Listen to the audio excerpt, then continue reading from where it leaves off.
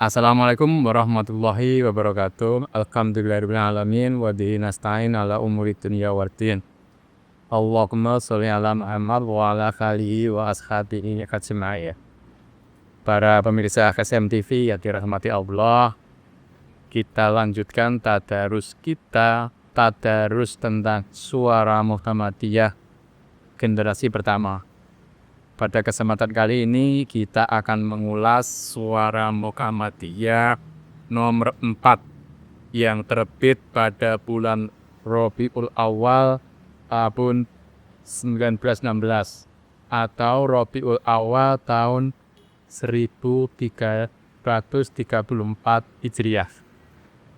Di sini masih seperti di nomor-nomor sebelumnya, masih banyak tulisan, tetapi yang fokus kita kali ini yang kita bahas adalah ada 2 surat yang dikirim oleh pembaca suara Muhammadiyah. Yang satu dari Kudus, yang satu tidak disebutkan alamannya, tetapi menyebut dia sebagai santri pondok. Yang surat pertama yang ditulis santri pondok ini intinya berterima kasih kepada perkumpulan Muhammadiyah yang telah memberikan dan menerbitkan serta mengirimkan majalahnya kepada santri pondok ini. Biar lebih mudah saya baca saja. Judulnya itu rubriknya Serat Kintunan atau kiriman surat. Assalamualaikum warahmatullahi wabarakatuh. Alat dawam saya nggak tahu apa. Serat katur ing ngarsanipun Abstir Muhammadiyah ing nagari Yogyakarta. Nuwun awisipun kula sampun tampi paring panjenengan intunan serap pawartos suara Muhammadiyah ingkang kawedalaken dening Pakempalan Muhammadiyah ing Yogyakarta. Serta ingkang medal saben wulan sepindhah.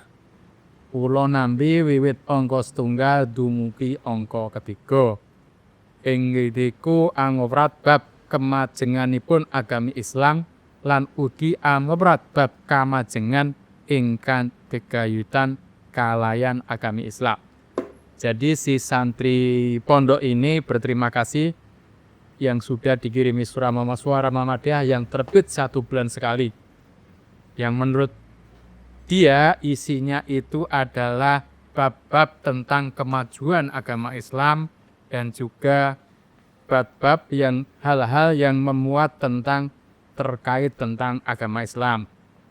Nah, kemudian suratnya agak panjang, tetapi ini di bagian tengah ini si santri pondok ini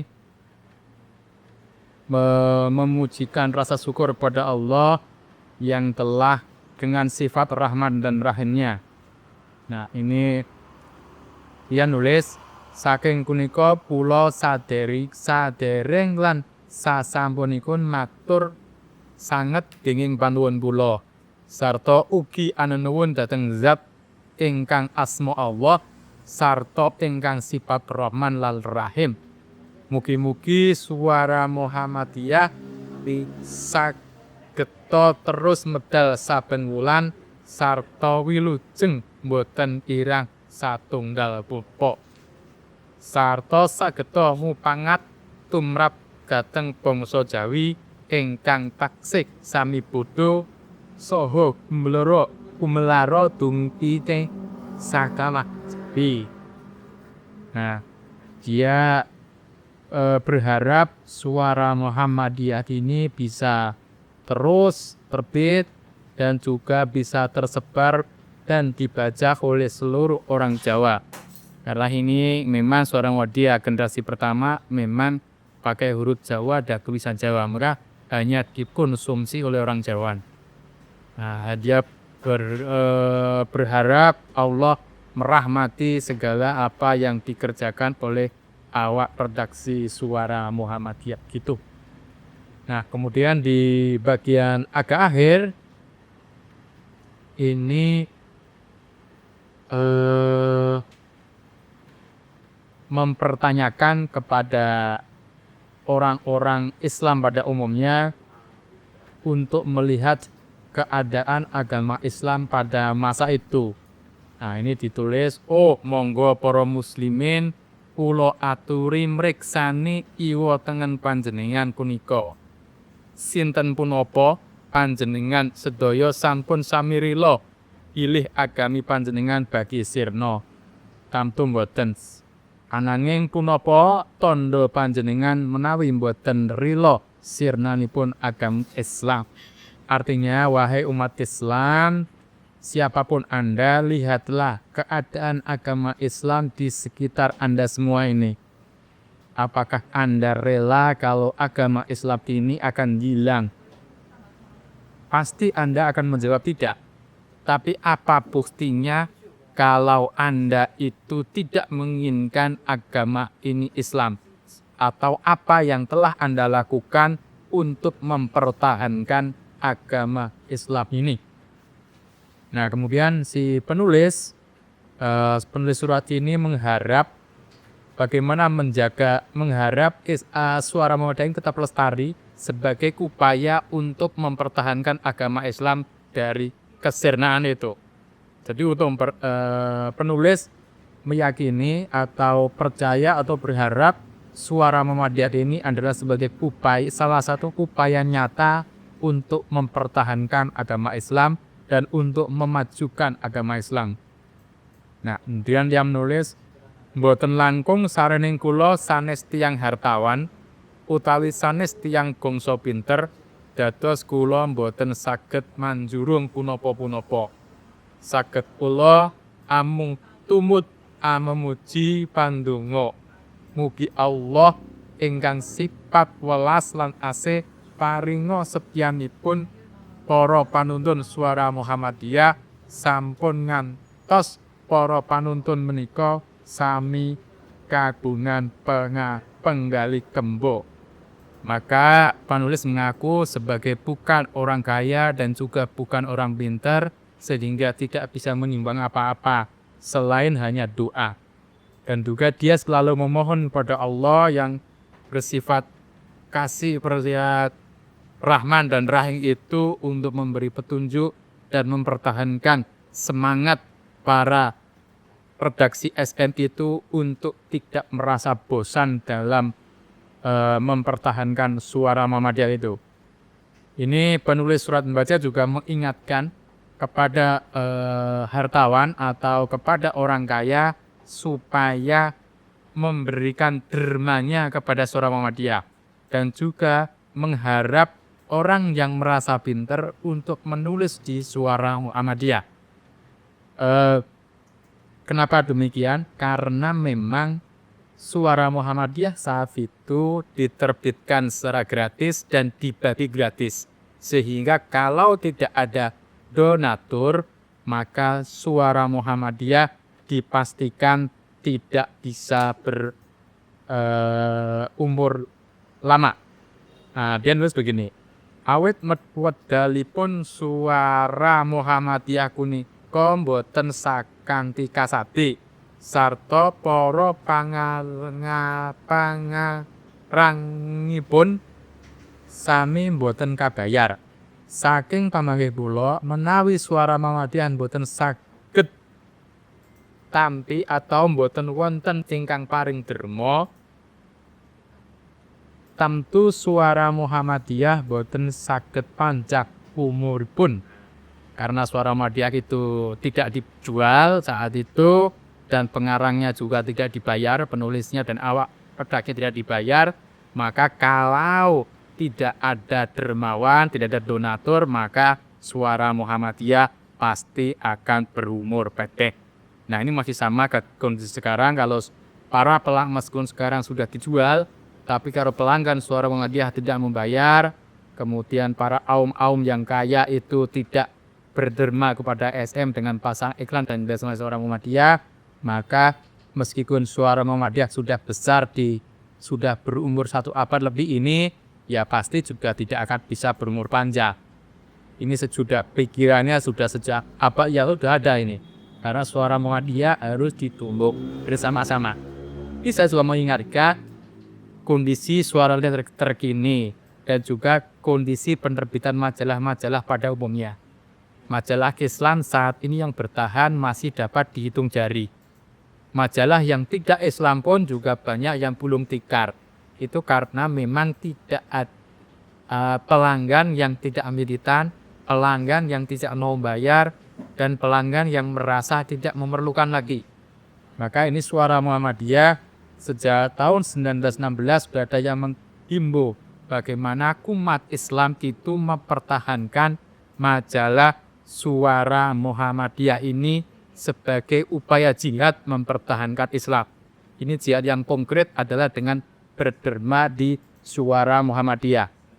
Kalau sekarang tidak perlu berderma secara gratisan ke Suara Muhammadiyah, tetapi cukup membantu kami menjadi pelanggan setia Suara Muhammadiyah. Kalau Bapak Ibu punya usaha bisa pasang iklan di Suara Muhammadiyah, kita saling menguntungkan. Nah, ini saya sebagai marketing iklan perlu menyampaikan juga. Nah, ini penulis surat pembaca ini juga menulis juga, karena kalau Suara Muhammadiyah ini sampai gulung tikar, maka ini perlu disesali. Karena ini juga akan berefek pada hilangnya syiar agama. Ini dia menulis bagian paling akhir, sampun ngantos agami kita inggih punika agami Islam menika kalajeng-lajeng munduripun. Samiyo enget gilih agami Islam punika agami kita ingkang sampun kita sungkemi utawi agamis ingkang sampun diakeni para tiyang sepuh kula wiwit bapa biyung dumugi simbah udek-udek siwur.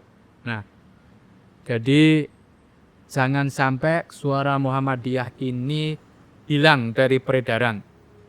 Jangan sampai Islam ini kita biarkan mundur terus.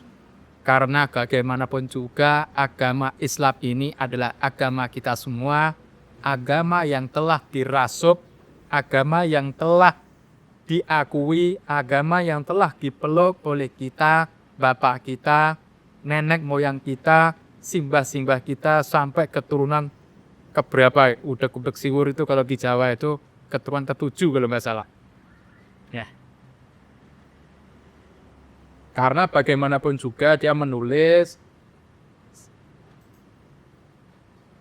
monggo sami pados kamajengan ingkang sejati ing donya lan akhirat. Maka dia menulis juga di bagian paling akhir dia menulis, dengan membaca SKN Suara Muhammadiyah ini, ia menganggap sebagai upaya untuk mencari atau mengupayakan diri menyelaraskan zaman kemajuan yang sejati, zaman yang selaras untuk kehidupan selamat dunia akhirat. Ini saya tidak tahu, tahun 1915 sampai 1916 ini Suara Muhammadiyah, baik redaktur maupun surat pembacanya, banyak sekali menyebut zaman kemajuan. Kemudian juga banyak menyebut zaman kemajuan itu selaras dengan keselamatan kita di dunia dan di akhirat. Dan yang kedua, ini surat dari Kudus. Ini suratnya itu berwujud pertanyaan. Ini ada di halaman 77. Pitakenan saking Kudus judulnya.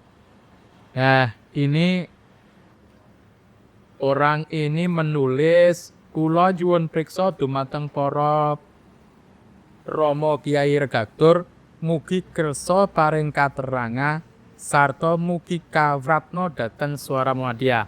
Saya bertanya kepada bapak-bapak argati Suara Muhammadiyah, mudah-mudahan berkenan untuk menjawabnya dan dimuat di Suara Muhammadiyah.